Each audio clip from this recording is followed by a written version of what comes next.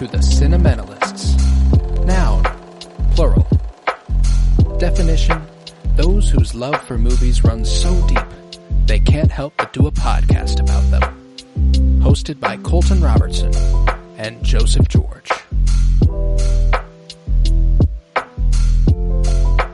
Hello everybody and welcome in to the Cinementalists, where today we are discussing In the Mood for Love, originally premiering at Cannes on May 20th, 2000, written and directed for the screen by Wong, Kar-Wai. I am Colton Robertson. I'm joined by Joseph George. What's up, homie?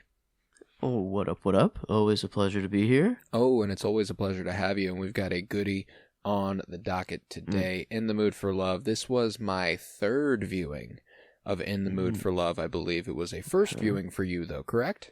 Indeed, yes, very first. How'd it feel? How does tried it on for size? How'd it fit? Yeah, I mean this month has brought a range of romance movies, and I didn't, I thought this one was just going to be more kind of classic, down the pipeline romance movie. No. We got the. If it wasn't for Wild at Heart, this would probably be the most atypical romance movie on the docket this month. Mm-hmm. So very, very much a surprise, and cool at that. Like, I mean, am I crazy, or are there some things happening out of order?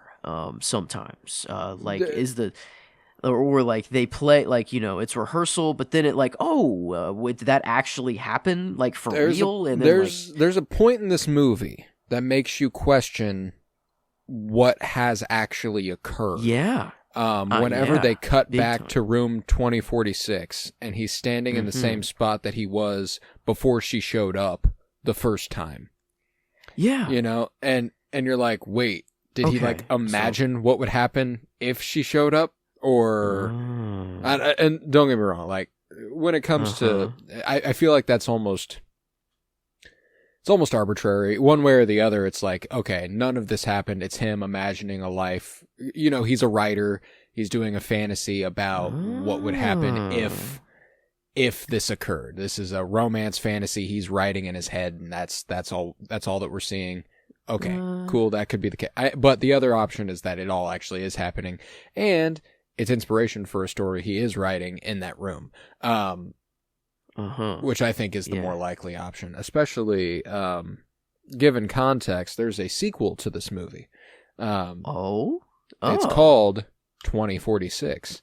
No. Yes. Oh, okay. Come on. And it's it's not exactly like, if you watched that movie and had no idea it was a sequel to In the Mood for Love, there's probably not a lot that would make you go, this is obviously a sequel to In the Mood for Love. But there's more than enough connecting it that within context you're very, very familiar with it. And I won't spoil any of that at all, but 2046 is also a very good movie. Very good movie. Yeah. Is it 46 or is it 48? 2046. So, dang, two off of a power of two. Would have been really cool if it was the power of two. I don't know, that just works really well. Okay, but no. But yeah, this I didn't know that. I guess it still carries it. The story very much could carry on. Like, I'm left at the end being like, no. Like, I do need more context. Him whispering into the fucking. Oh God, I love it. Anchor Wat? Are you kidding me, dude? This fucking, oh my God, this is almost up there with the pyramids for me. Gorgeous. This fucking behemoth of a. Just, I don't even know. It's a city. I mean, the biggest water moat ever dug, and then the stonework is unfucking real. But yeah, just what's the secret? Is it just that he kind of also fell in love? Is that the secret, or is it like, I don't know, that kid, man? I'm going like back and forth on who is the father of that child, right? That we see at the end, and that, I mean, I just thought of the secret that he says into the wall. That would be like a worthy secret of, like, that would be a worthy secret of the wall. But I do think that it's important that one of the things he's really trying to do is move on.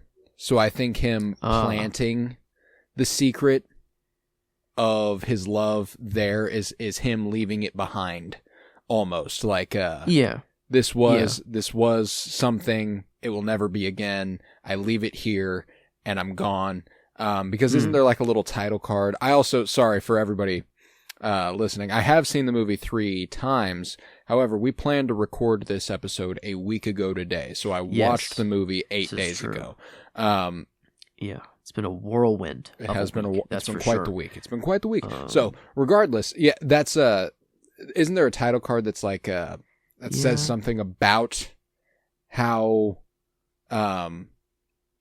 like there everything like that was there is gone. So I remember something like that, or like anything that was there is gone and has passed. That era is over. That era is over. Yes. That's I believe that's I take it to be more about that than I do about the kid strictly. However, I don't mind your theorizing about the fatherhood of the child because it does seem relevant. But I love the movie. I think that when it comes to performances, Maggie Cheung and Tony Leung are just incredible. Tony Leung, obviously, you are very familiar with, as he was a co-lead in Hard Boiled. He was the cop in Hard Boiled. Then, or like not the cop. He was the dirty one. The one who rode with that gang, and then God, I loved Hard Boiled. And he was Wenwu in Shang-Chi. Oh my God, so young here. Yes, wow. very or young. Like very yes, young. Okay, dang. Yeah, wow. I would not have put that together, actually. Yeah, Tony Leung has been around a minute, and he's done a lot of incredible work. A lot of incredible work with Wong Kar-Wai. He was also a co-lead in Chungking Express, another great Wong Kar-Wai film. Happy Together, which is actually a really, really great queer love story, and one that we might get around to in come June, if we're feeling this one as much as I am. I love this filmmaker. I love these leads, and it comes together to form what is just a masterpiece in yearning. Very few movies have ever captured the essence of just fucking desire the way that this movie has. Tension, yearning, desire in a bottle. I mean, and just fucking shake it up, and it's I mean, that's why I really think like that kid could have happened. It's like no way they didn't. Right? Nothing ever happened. It's like I mean, because it's like okay, there's already an affair on the table. You know, like they didn't jump first, so it's like. It's not like it's a great, you know. It's like no, yeah, shouldn't, you know. But it's like, don't get me wrong. I don't think there's not a single bit of me that would be upset if they did. You know, like if they'd gone for it, fuck it. You know, let's go. They do it. Good for them. You know, their spouses are cheating on them with each other. Let's go. Yeah, you get yours. You know, you fall in love, but I appreciate the idea that principally they won't let themselves do anything because they won't stoop to their level. Yeah. Now, is there an argument to be had that falling in love is, you know, it's definitely cheating. You know, like it's you know, you're not physically cheating, but if you're hopelessly devoted to someone else to the point where you're like, yeah, I gotta up and move our roots completely. Like we've gotta leave entirely. And it seems like he, again, unclear. It seems like he did leave his wife. Oh yeah. Wait. He was in, where did he move to? Singapore? Singapore? Yeah. He was in Singapore by himself, right? Yeah. That's why I'm like, he says at the end of the movie, like he takes the action. You know, that's the action that he's willing to take. You know, he's not ready to cheat. Duh. He's ready to leave and then make this happen. And that's why he leaves for Singapore, is because he's like, I know that you won't leave your husband. You know, like I know you won't do it, so I'm going. You know, I would love for you to come with me, but I know you won't. Does she leave her? I mean, she's alone too, right? She's single at the end. It's just a mother and a child that live there. It does seem that way. Yes. Yeah. So like they both. I didn't think of this, but like I thought the only two possibilities that existed were to continue the marriage on and just, they know of the affair, but just let it happen or whatever, or they just, they're together now and or what, it's like, I think they both end up single. Yeah, they both leave. Like, I feel like that's odd. Like, it's just like is they know they can't continue together, like in the way that they kind of want to, but then they go back to their real relationship and it's like, oh wait, well fuck. And it's like, what do I do now? Like, I feel like that no way that could have lasted. Yeah, you don't just enter back into that space and it's the same. The kid is a lot more interesting now. Mm-hmm. Yeah, of like how old the kid is, and like, because she goes to Singapore and like, okay, now that things happen out of order, he found that cigar butt with the lipstick on it. And I'm like, huh? Wait, what? Like, what is this? And then later, we see her in his apartment, then smoking that cigarette. So like that, and I had to rewind to like, no, I'm like, wait, what the fuck? I'm like, no way. Like, I just saw it and then it like, I'm seeing it out of order. I thought I was out of order. A lot of very, very fanciful editing occurring. Yeah. Yes. So like, I don't know. Do you think that it truly was a missed encounter? Wait, because she called him from inside his apartment. Wait a minute. And then he found the butt. Wait, how does that... Wait a minute. Wait, now I'm actually out of order again. So if the butt is already in there and she called him from his apartment, but he finds... Oh yeah, he just knows. Or I don't know. So that conversation that he has, I guess, with his friend about, saying the secret into a tree just happens afterwards. Yes. Oh, so he really, really needs to tell a secret right after. Yeah, he's like, I really gotta get this out. So, okay, wait. So no, something happened in Singapore then, like for sure, right? Like what? Why? I feel like they give date cards too. Yeah. Like no kid at all. She visits Singapore. Boom, where she's single mother with a kid. I feel like if she knows of the affair and she's gonna leave anyways, does she then have a kid with her husband that she already knows is cheating on her? Is like, I feel like she leaves, but like, oh man, this is so much like more ambiguous than I thought. It's also messier than just, does she choose to have a kid with her husband who she's going to leave? Like, sometimes these things just happen, and sometimes you don't want to do something about it, so you go ahead and have the kid. Yeah.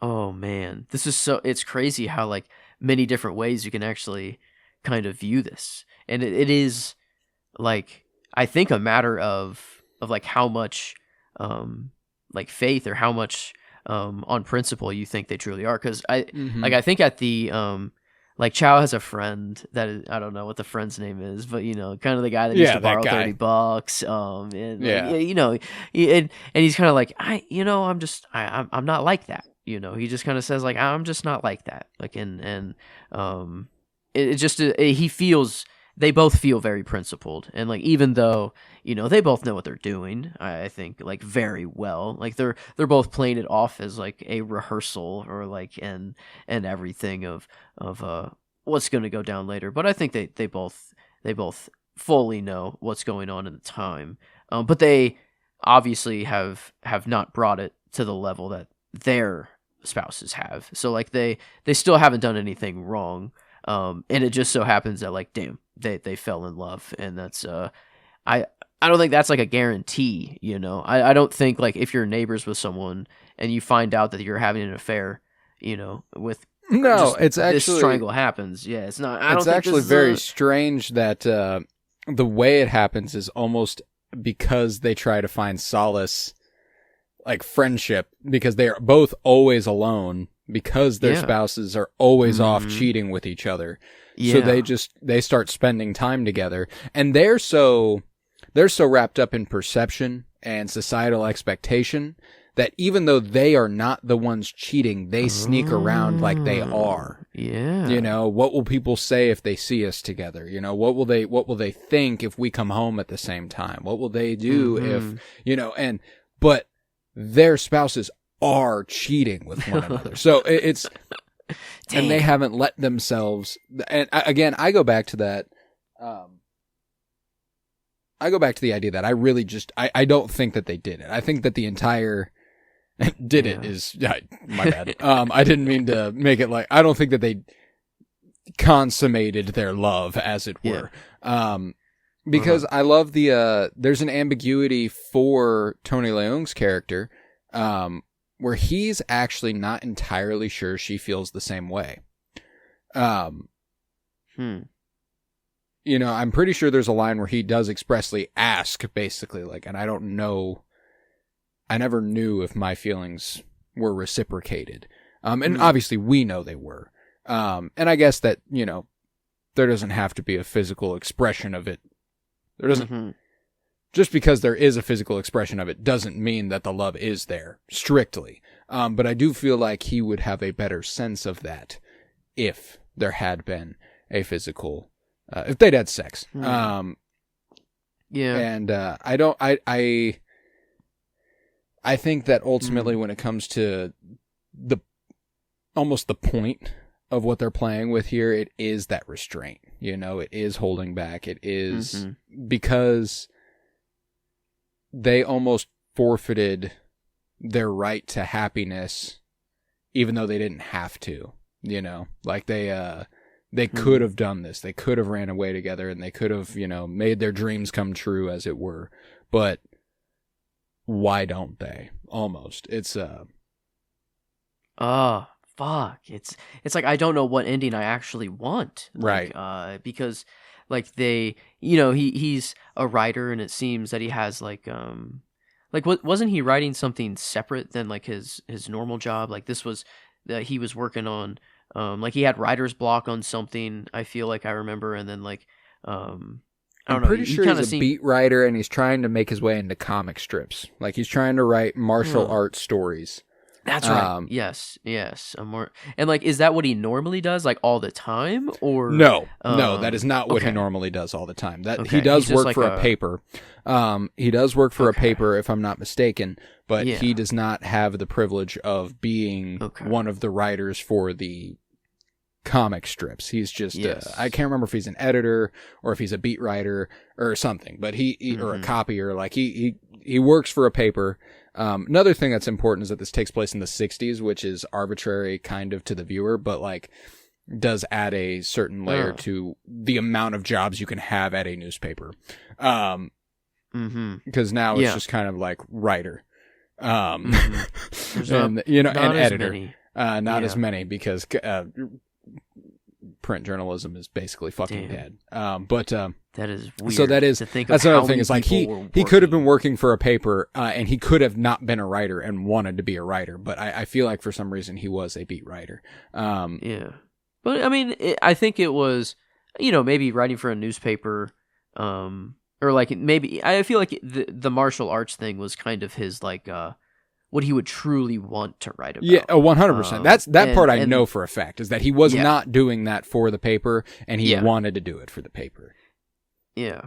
And that's like what he was writing, right? And like, did she even kind of like proofread? Yeah, she would edit it for him and everything. Yeah, because like she loved to read, he loved to write. He was writing what he, you know, they were both in their groove. I was kind of like, oh shit, like I'm like in my head, I'm like, okay, well they both definitely ride off into the sunset together, right? But it's like it is almost better that the restraint was held like the whole time. Like they never give in.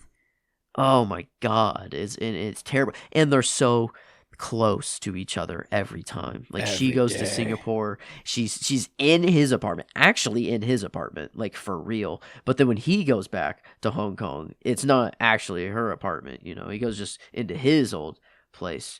But then she's right there actually. Like if you just knocked on that door, man, I think you would have seen a single mom and maybe your kid, but I don't actually think so. I'm really going back and forth now. Like this, it is very hard to make a concrete decision. But Singapore is interesting. That like the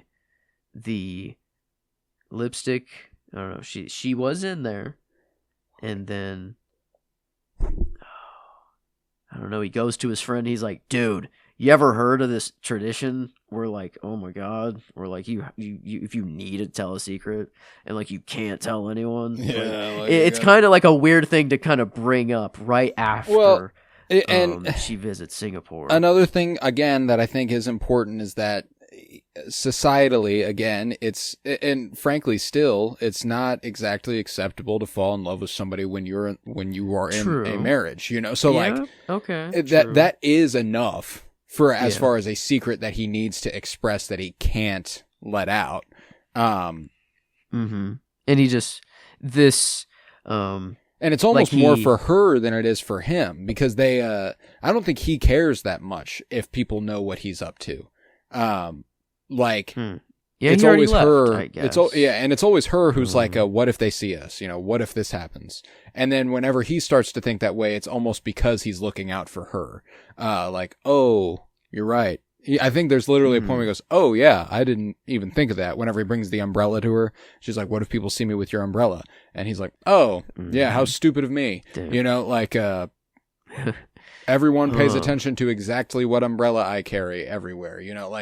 I don't think that he cares as much as she does. And there's even a point where his coworker friend guy, they don't run in the same circles, but he's familiar with Maggie Cheung's character. Like, he knows who she is and who he's talking about. He's seen her.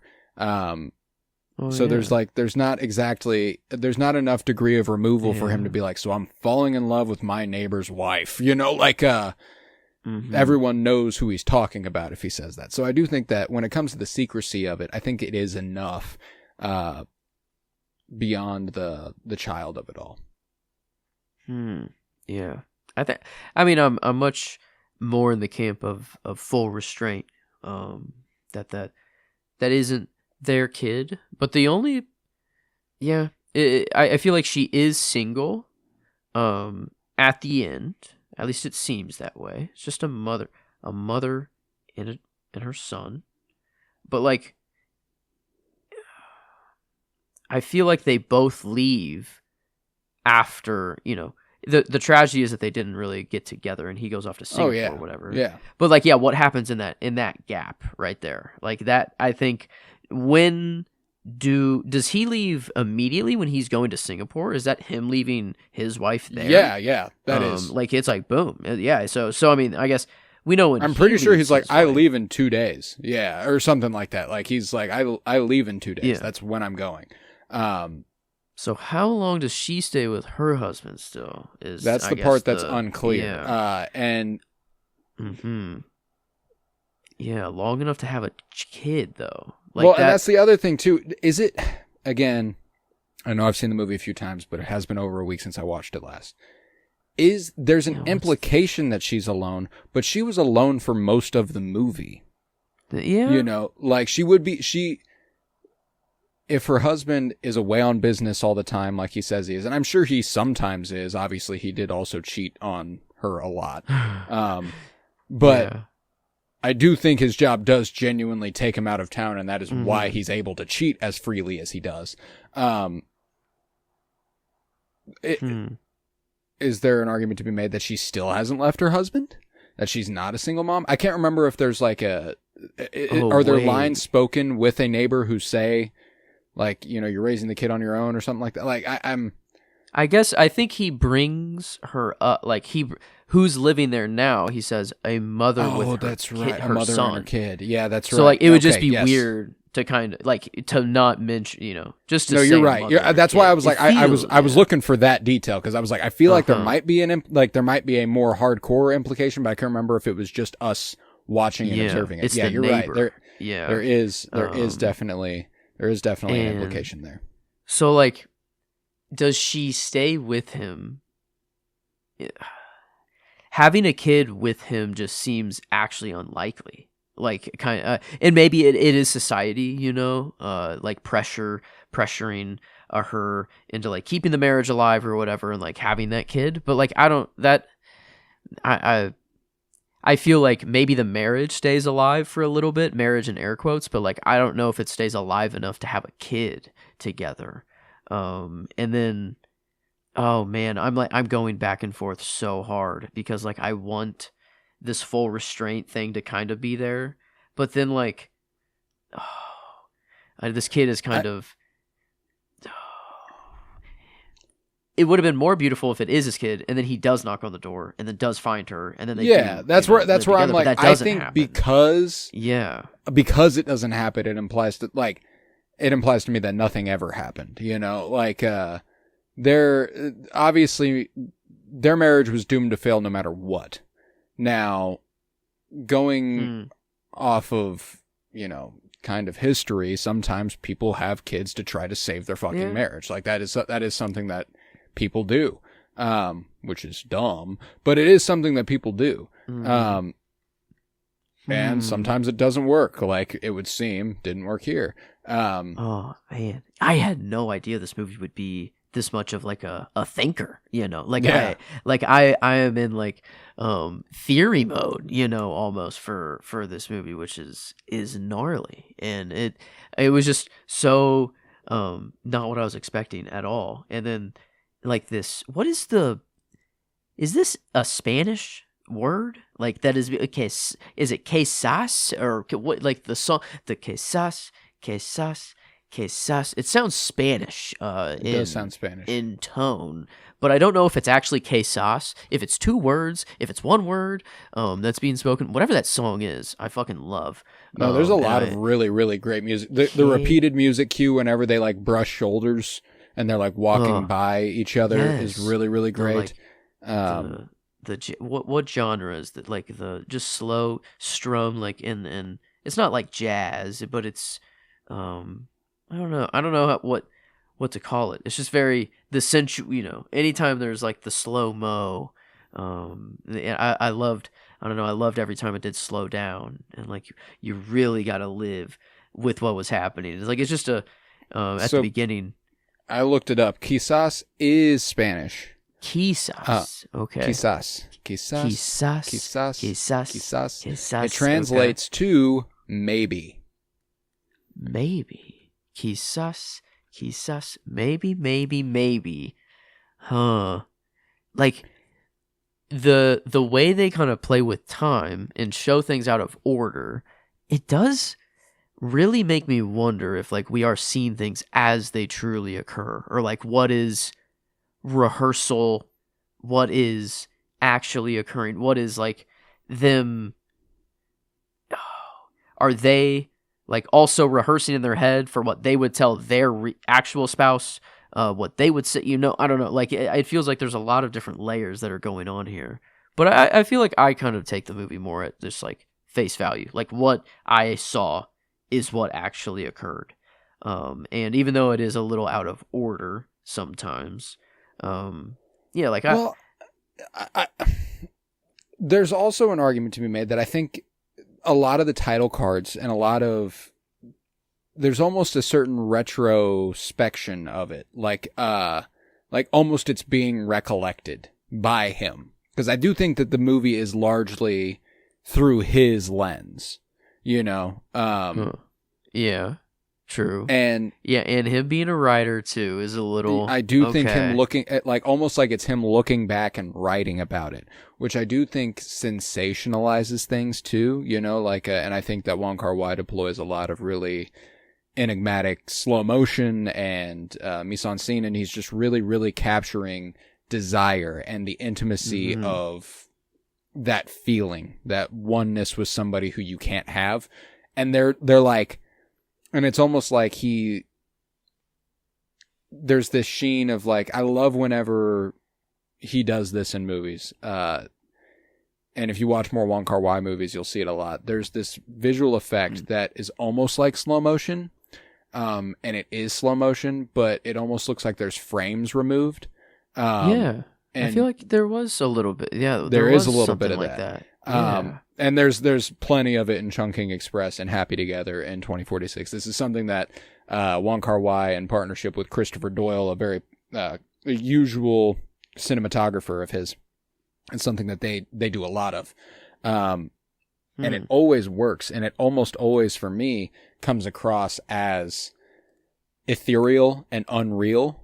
And not unreal in the sense that it's not actually happening, but I do think that the idea that it almost plays more as a memory in those moments kind of gels in my mind. Like whenever there's this view of them standing in the rain under the umbrella or under that little ridge that she's hiding under,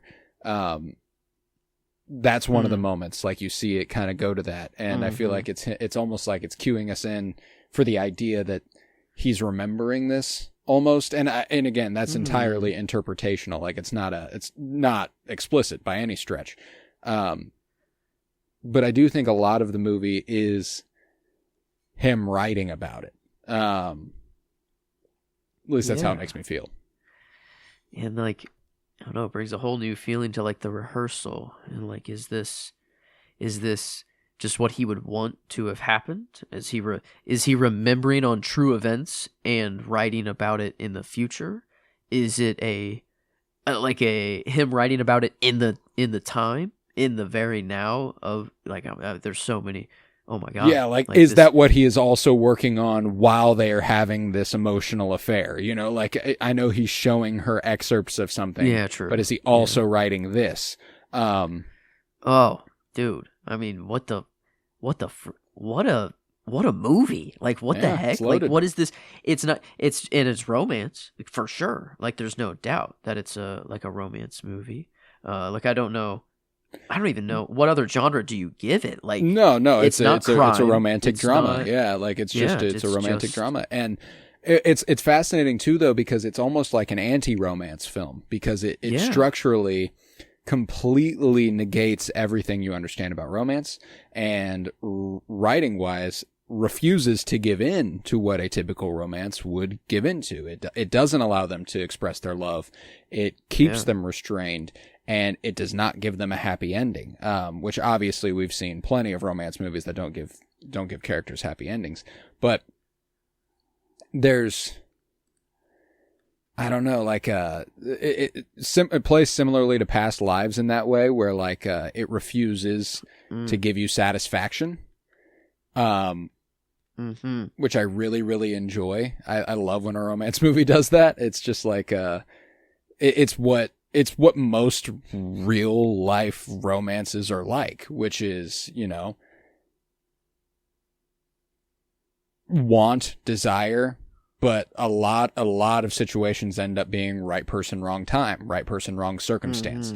And that's just life. That's just kind of the way things go sometimes. So I think even though In the Mood for Love is a very sensationalized version of it, and Past Lives is a much more down-to-earth, realistic expression of it, I do think they're capturing a pretty similar feeling, which is this nostalgia. I think that, and it's not as explicit in this movie, but I do think that the 60s setting and the sheen of memory and the inherent, you know, not nostalgia. I don't want to keep going back on the word nostalgia, but there's a memory gloss. The reflectiveness, the inherent reflectiveness of writing. Like you have to go introspection. You have to go introspection, and you have to look back. And therein, a lot of it ends up reflecting a lot of memory and a lot of nostalgia. So I think that there's a lot of that here, and I think that it ultimately pays off in a really big way, in a similar way to Past Lives, and ultimately in a way that is arguably a better made movie, which is says a lot coming from me because I love Past Lives. But In the Mood for Love is fucking gorgeous, and it's so beautifully performed. It's so beautiful to look at. There's beautiful music. It's one of those movies where I struggle to tell you there's a hole in it. You know, like it's watertight. There's no leaks. It just feels complete in every regard, in my opinion.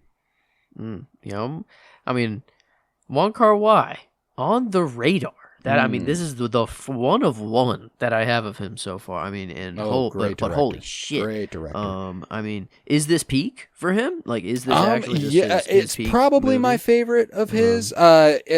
Chungking Express really, really gives it a run for its money for me. There's a very popular movie I've never watched called Fallen Angels that he did, but I've heard just incredible things about. It is definitely on the watch list.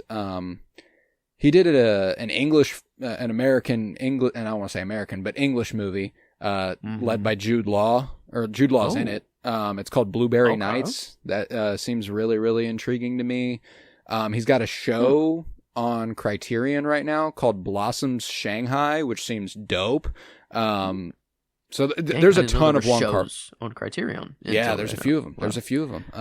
But yeah, he's got one called Blossoms Shanghai. So definitely a director and filmmaker more than worthy of your attention, and could be a new favorite on the horizon, because it's not that they all strike this exact tone, but they do feel like this. He has a style. Yeah. He has a visceral style and identity as a filmmaker, and we love that.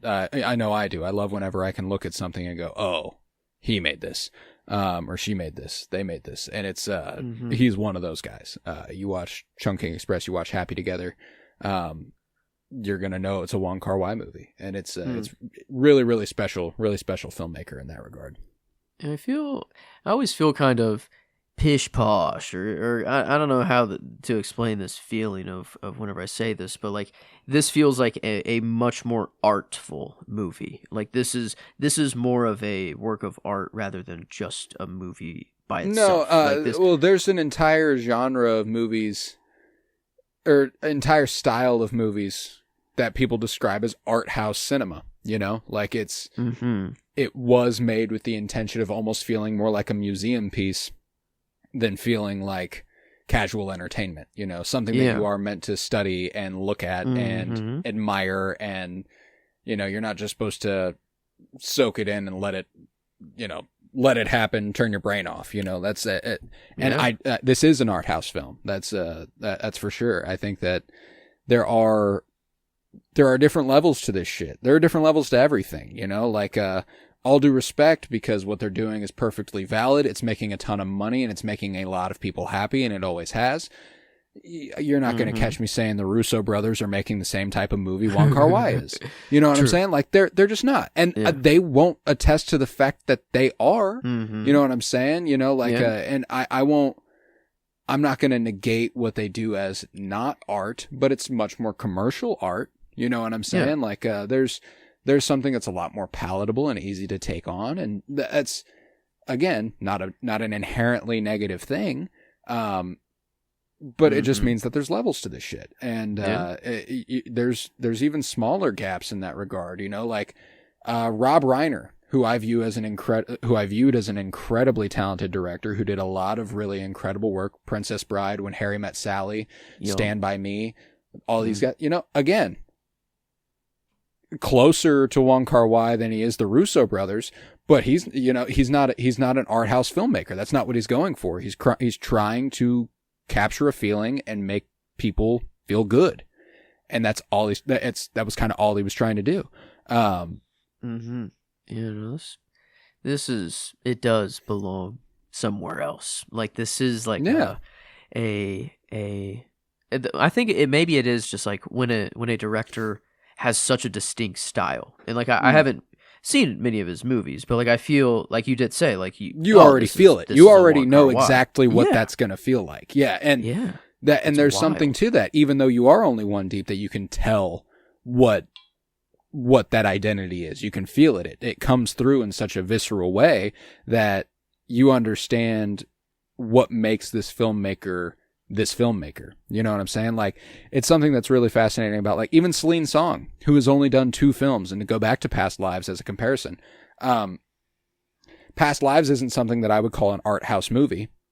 But the successor to her release of Past Lives, The Materialists, which came out last year, Chris Evans, Dakota Johnson, Pedro Pascal, much more commercial than Past Lives. You know what I'm saying? Like, again, just levels to this shit, and there can even be levels within a filmmaker's filmography. David Lynch, you know, like Dune. It does exist. Not the same type of movie as Inland Empire. You know what I'm saying? Like, there's just a lot. There's such a freedom in filmmaking, and hopefully, as a filmmaker, you get to experience that kind of freedom. But being able to make anything you want because you want to make it just seems like such a profound privilege. And Wong Kar-Wai is a really, really talented director, and you can see that here. It's nuts that, like, on the grand scope of things, not a lot happens in this movie at all. Like, they're sitting in the same room.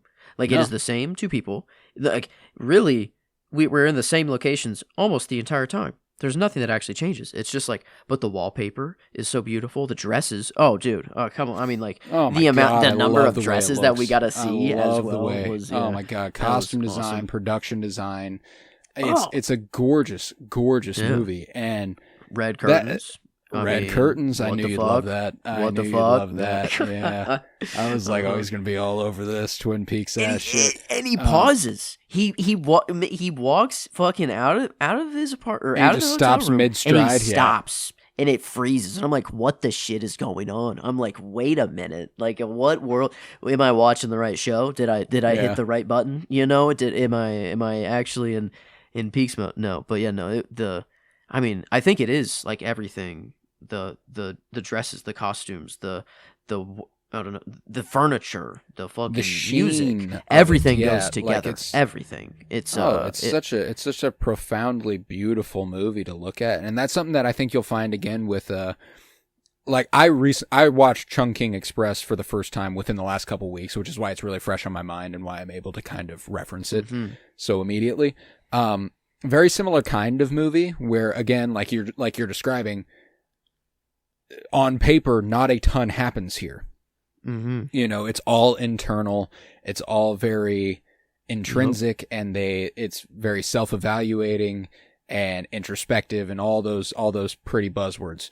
But there's such an interesting choice in Chungking Express where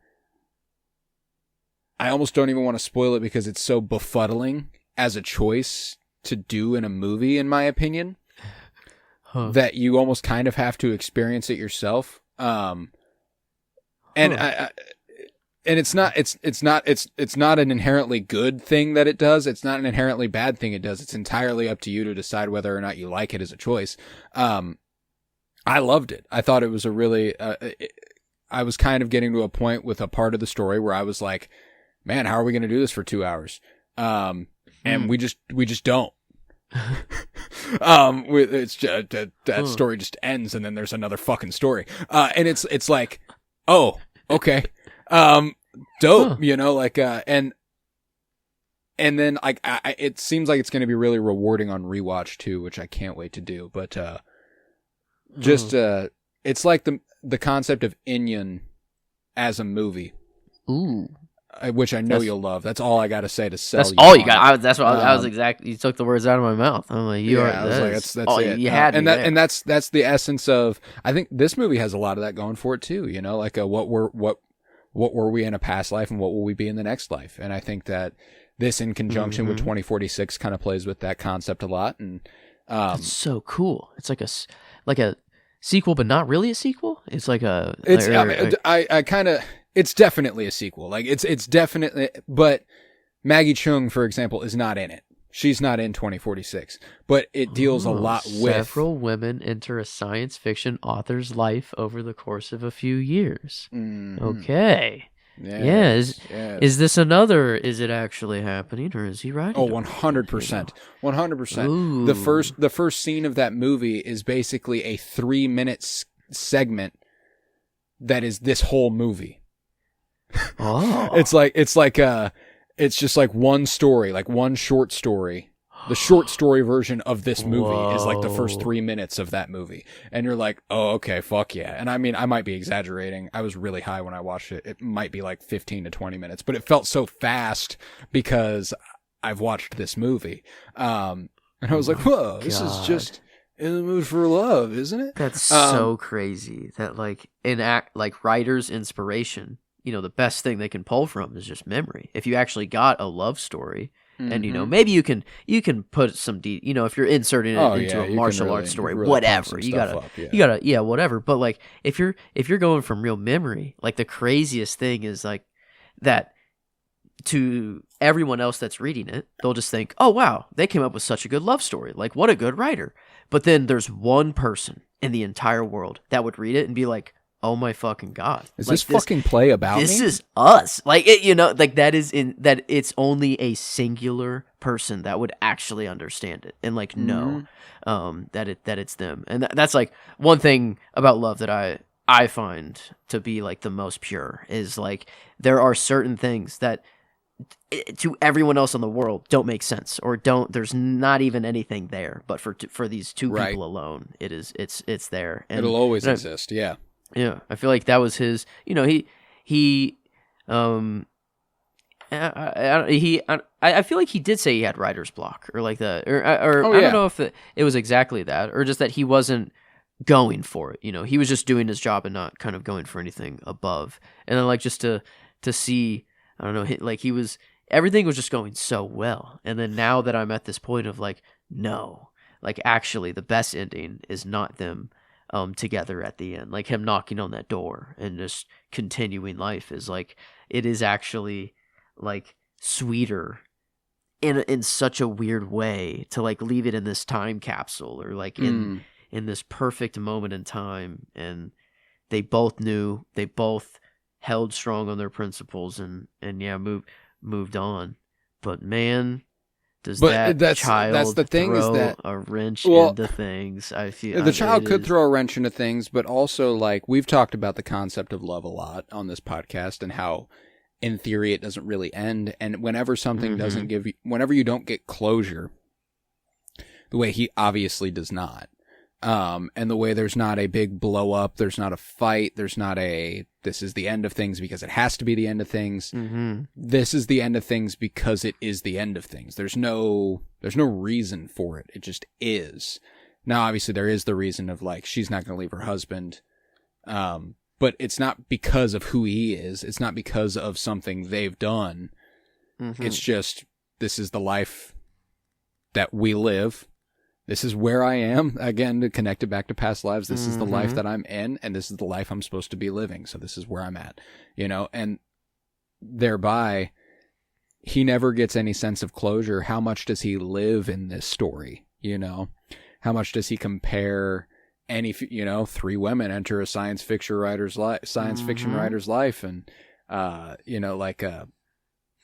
the course of a few years, how much is he always comparing them to her? Or, how often is he like, she's the one who got away, no matter how much he might have told himself, yep, I buried this in this wall. No, it's like love is, it's so beautiful.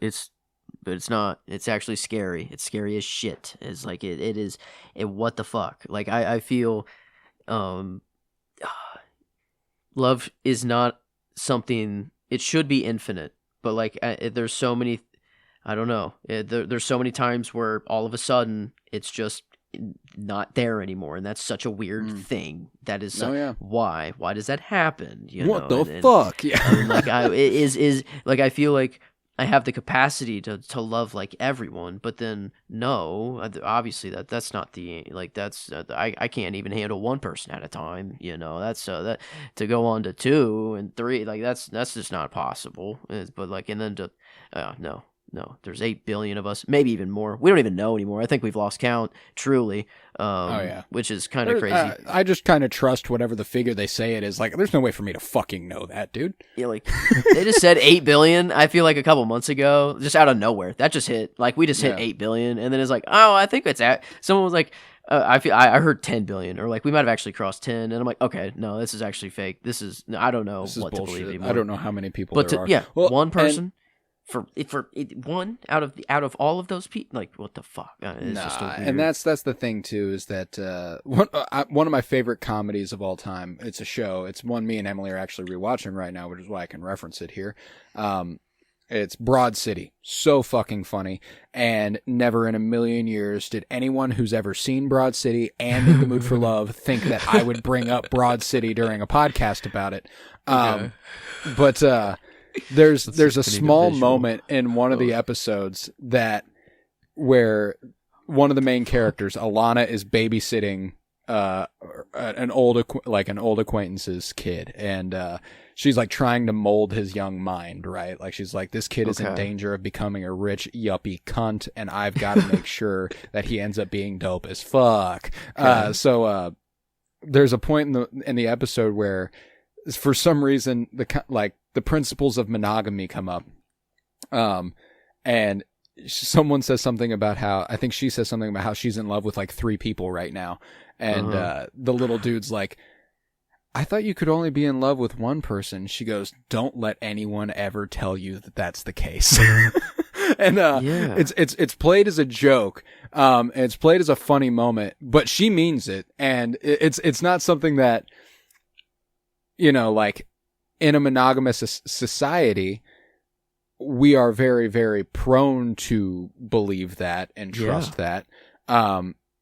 But the thing is that you have to choose that. You have to choose monogamy. It's not pre-programmed into us. It's not something that's like, well, you are always going to end up with one person because there's only one person out there for you. It's preordained, and they'll happen to live at the same time as you. They'll happen to exist within your vicinity. You will happen to run into them. No, luck is just a massive factor in it, but circumstance is every bit as important.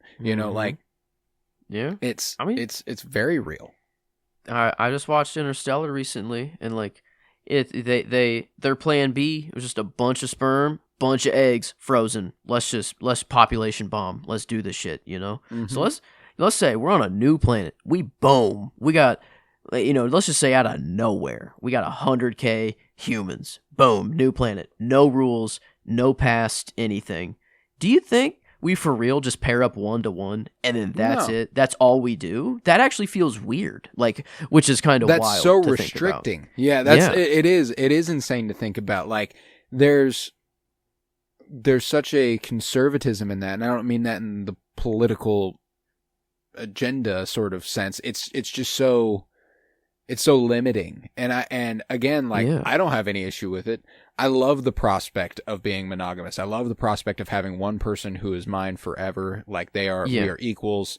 That's beautiful to me. I love that idea. But do I love that idea because I have always grown up thinking that is what I'm supposed to love?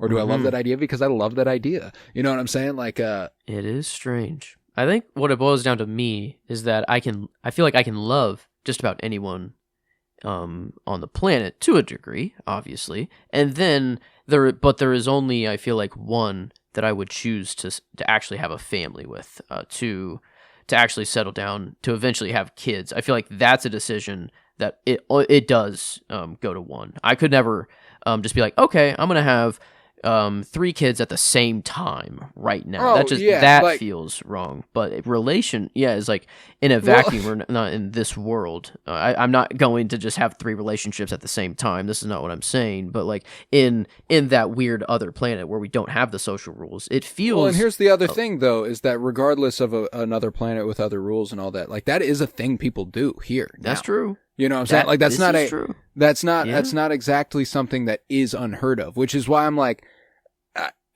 and we, because of monogamy and because of the prospect of it, a lot of folks who do have multiple kids by multiple people end up being othered for it, and that's kind of bullshit. You know what I'm saying? That's actually what evolution points to. For real. That's actually what we're made to do on the real. So it is going back to what you were saying about how you feel like you could love anybody, but there's only that entirely depends on which person you choose to do that with. It's not like there's only one preordained person who is that person who you will inevitably do that with. No, again, circumstance plays into all that very, very heavily. It really is just society. It is because, I know I'll have to buy a house, and that's, I can't have multiple houses, and then how to take care of one family. It is, just because of the structure of everything. But, yeah, if we're just fucking, hunter-gatherers let's just go fucking for around. It. Let's everybody go for it. Damn. Yeah. I met Emily because we matched on Bumble. And just my side of circumstances, I'd gone to Mizzou. I'd dropped out of Mizzou. I'd come home. I'd gotten a job. I'd interviewed for multiple jobs, but I chose this one job, which took me closer to the city. I happened to be in that radius when we matched with each other, and that's how that's just the limited story of how we met. And that's just my side of things. She's from St. Louis. The fact that she was here at all indicates a whole other side of things. So, like, just the amount of luck that has to come into things, and again, circumstance, and just, I don't know. It's the odds of it are so insurmountable. It's why whenever anything creeps up, like in this movie, where their spouses are cheating on them with each other, and then they meet, and then they fall in love, I get him. I do. I get why he's like, I can't just let this go. You know, like, I'm going to leave my wife. Here we are. Like, it's hard to wrap your mind around the prospect of being able to fall in love with somebody else when you're already in a committed relationship. Now, not to say that he is in love with his wife. I think that being betrayed like that, and, you know, like, that does change things. It does make it easier to go, all right, well, deuces, you know?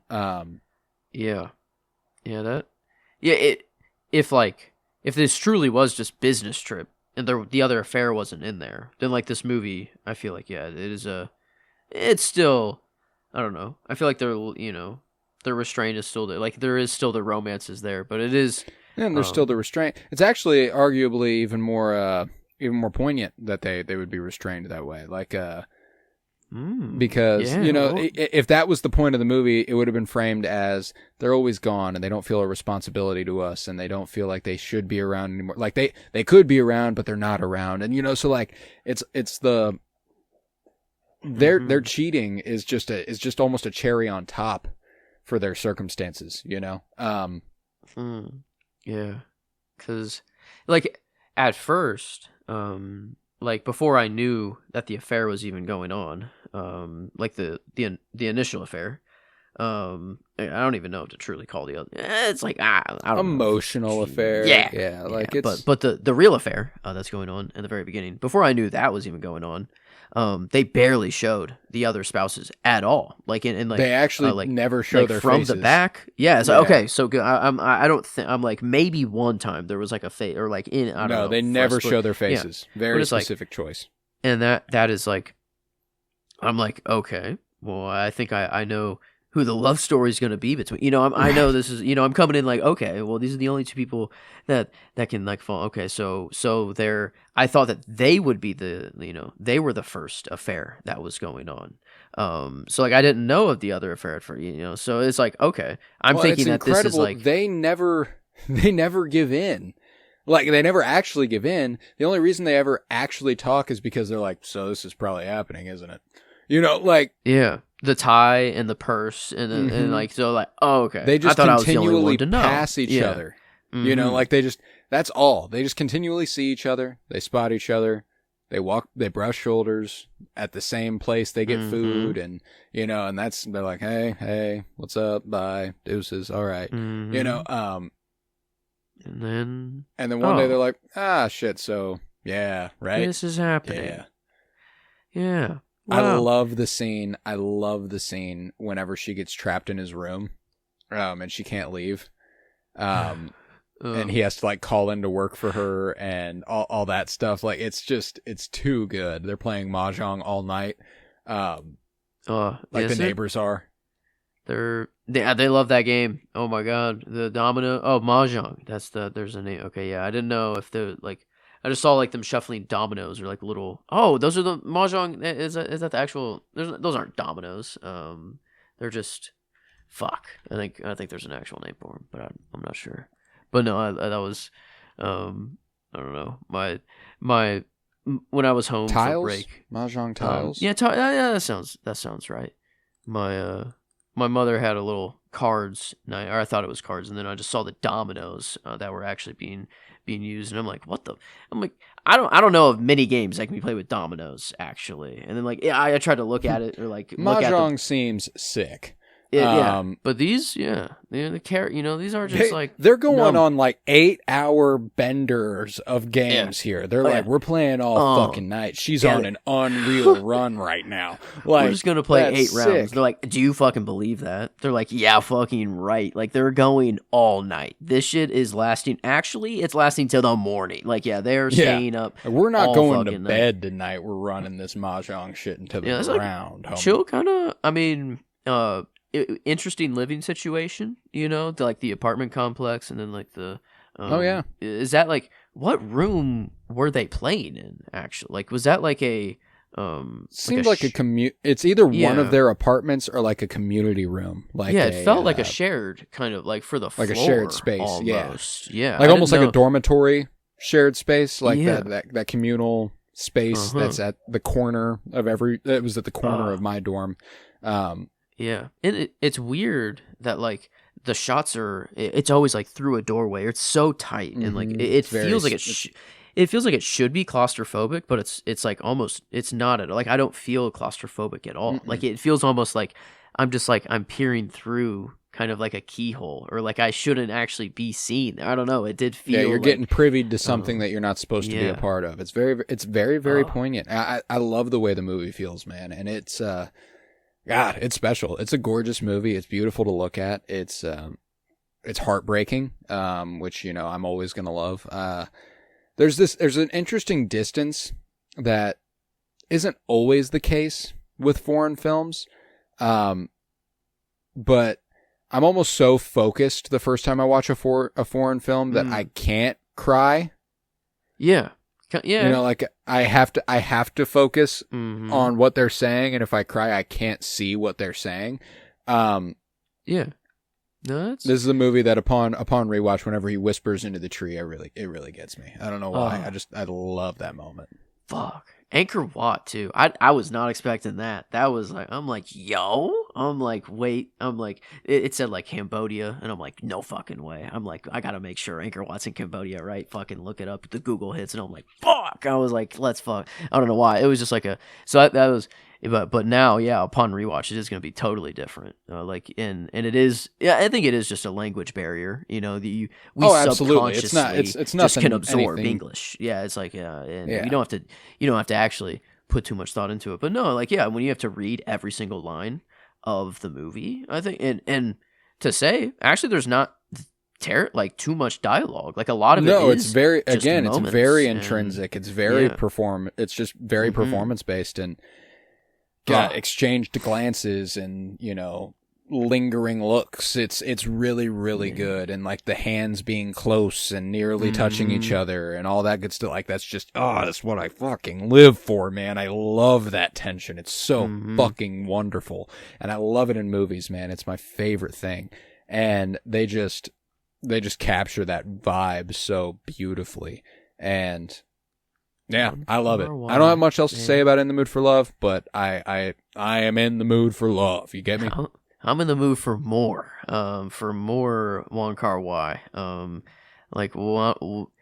Yeah, why? Wong Kar-Wai did it take me so long to watch a Wong Kar-Wai movie? It's been but I'm glad I broke the seal. So I mean, I got 2046 feels kind of like the natural. I don't know. I'm very definitely intrigued. The natural successor. It goes very, very well hand in hand. Magnificent filmmaker, magnificent movie.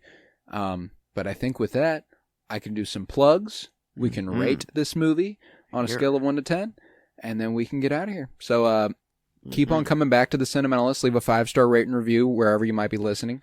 Download, I would appreciate that greatly. It's the only metric I really keep track of, and it's wonderful to see that number go up. Never goes down.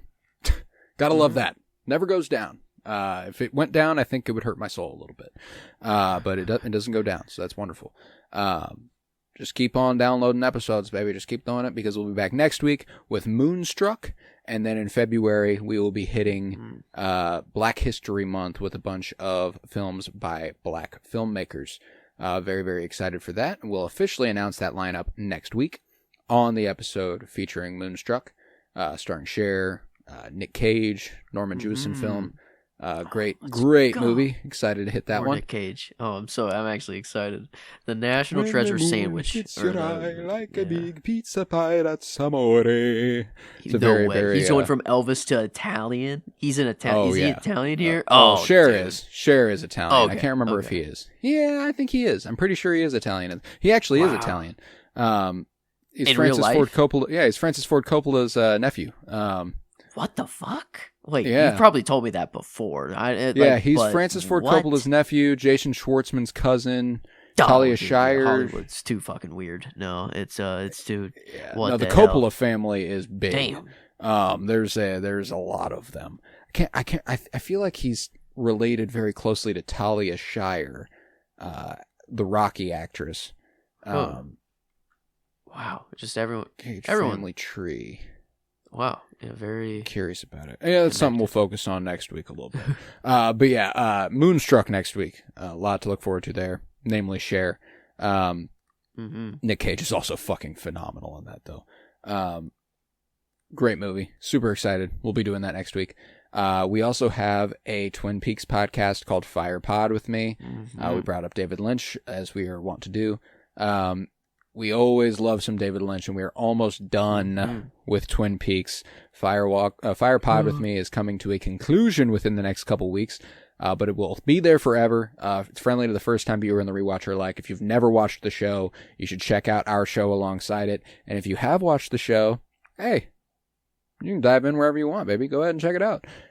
Fire Pod with me, a Twin Peaks podcast, far and away our most successful show. Started like a full year after this one did and is outpacing it by miles. It's not even close. So you got to go ahead and check that out. Let's see.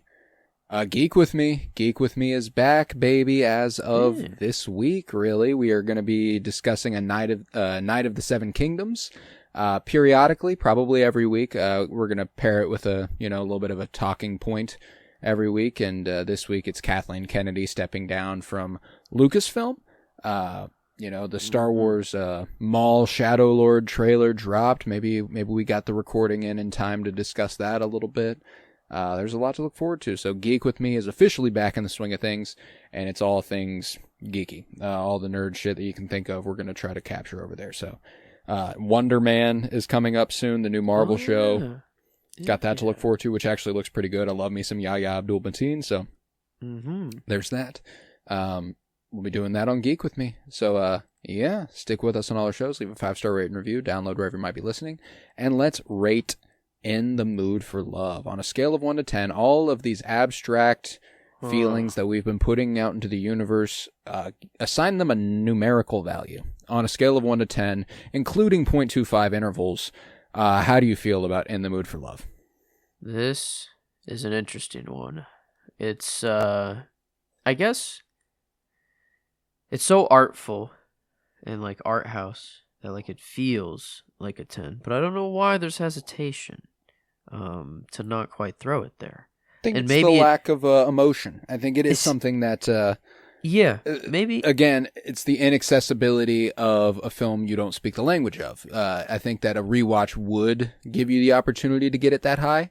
But even so, it's not for me. There's a different level. I think that this is. I mean, it's very, very close to a 10. I'm gonna settle at a 9.75. It's that beautiful. It's that gorgeous. It's that well performed. But 10's a feeling. You know it. You feel it. Yeah. You feel it immediately, regardless of the language of the film. True. So I think that's something that I think you have no doubts about, kind of immediately. For example, a movie that I don't speak the language of makes me cry and made me cry immediately. Portrait of a Lady on Fire. There was never even a doubt about that. Very, very quickly, boom, you're done for. 10s across the board. That's true. That was a tenor. That one was. You do feel it. That is true. It is something. If there is that hesitation, then it's not truly there. But yeah, no, that I was gonna say I am not far down. And in fact, I think I will join you, because of how beautiful it did look, how well. I don't understand the language, but I understand every emotion that is going on. I understand everything. Yeah. Yeah. And like I said earlier, it's watertight, dude. There's no leaks. It's it's vacuum sealed. There's no holes I can poke where I can be like, I wish this was done a little better. I don't know how you possibly make this movie better. Yeah. And man, I feel like my view, like, I don't know, I'm much more in the camp of team restraint. The kid, is interesting. I don't know how to... Immaculately conceived, created by the midichlorians. It is Anakin Skywalker in 2046 is the fuck... He kills all the kids. He grows kills up all the Jedi. Yeah. Kills them all. But no, I feel like this is a movie where my views could change, like, over time, which is... I had not... love an interpretive... That. Yeah. Love one up for interpretation. That's always good. It's always good. But yeah, good 975s across the board on Cinementalists. Damn. You put together a slate, dog. What do we got right now? 10, 10, 975, 975? Yeah. And, I mean, rating-wise, you're killing it. I'm just, like, this is such a variety pack of romance movies. Like, you are hitting everything, I feel like. So, yeah, I did my best. It's my favorite genre. I wanted to show up and show out a little bit. We've already covered a lot of great romance movies, and, to not retread and try to find some variety here has been a great time. And these aren't even strictly my five favorites ever or anything. They're just five of my favorites, and Titanic is definitely one of my five favorite movies ever. Yeah, it's true. Do have Titanic in there. That one. Yeah, it's just still good. Damn. But we're gonna top off the month beautifully with Moonstruck. Yeah. Again, a step in a different direction. The only one I would compare to a rom-com. But it's definitely not a rom-com, but definitely feels the most like a rom-com, but it's not a rom-com. Okay. Feels like a rom-com, not a rom-com. Could be a rom-com. And I'll dive into that feeling a little bit more. It's just, I'll dive into that feeling a little bit more next week, of course. But, yeah, not quite a rom-com, but, I couldn't blame anybody for saying it is. We all have our interpretations of things. Yeah, we'll be back next week, baby. 975 on the Cinementalists for In the Mood for Love. Moonstruck. We'll see if it fares as well. I don't know. It's tough. Probably not. But it's so good. I love it. And we'll be back next week with it. I was Colton Robertson. I was joined by Joseph George. Thank you very much, homie. Oh, thank you for having me. It is always a pleasure to be here, homie. Oh, and it is always a pleasure to have you. And remember... I am in the mood. No. Let's see. What's a good quote from this movie? This is another part that's always difficult with foreign language films, is that quotes don't stick with me because moments I don't understand them. I don't hear them. And also, I don't think this has a quotes tab on IMDb. So, yeah, I'm just going to go with the joke I was going to tell. We're all in the mood for love, aren't we? In the end, really... The mood for love was the friends we made along the way.